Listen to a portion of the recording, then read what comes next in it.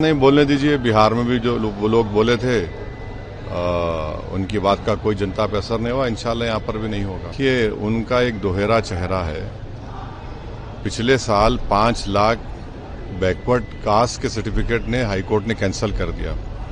उसमें करीब 3 लाख मुसलमान बैकवर्ड कास्ट के सर्टिफिकेट थे।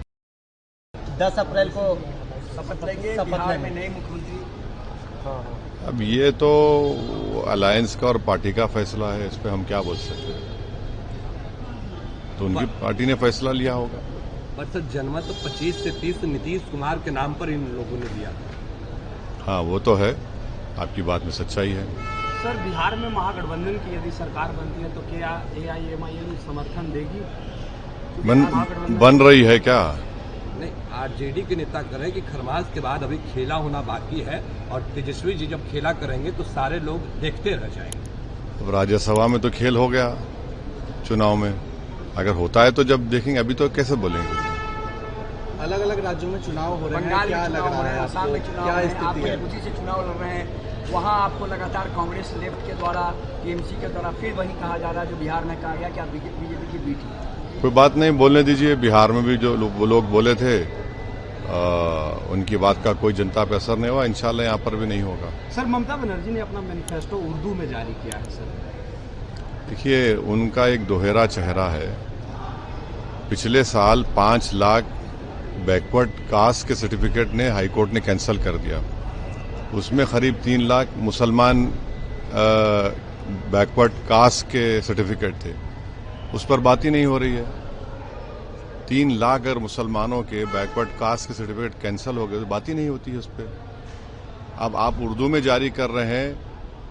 अब बताइए, 29% आबादी है मुसलमानों की, वहाँ सिर्फ 7% गवर्नमेंट एम्प्लॉयमेंट में है। सबसे ज्यादा स्कूल ड्रॉप आउट मुसलमानों का है। बच्चियों का लो लिटरेसी रेट है।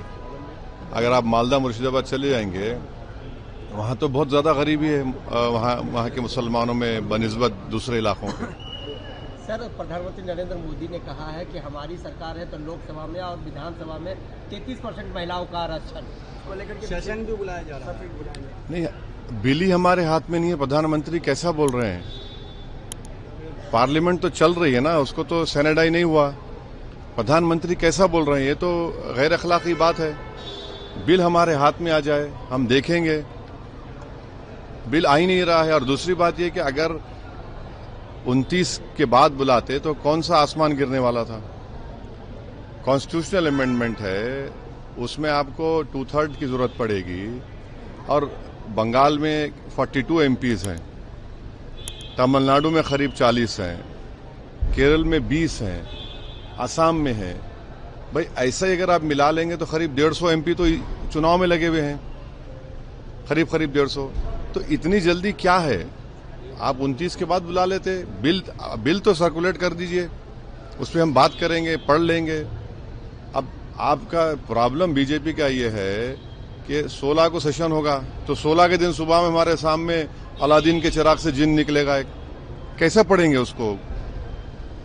ये तो बहुत सी चीजें हैं ना उसमें। तो ओबीसी का भी महिला का आएगा, सब बातें हैं। तो अभी तो बोलना मुश्किल है। चलिए, थैंक यू।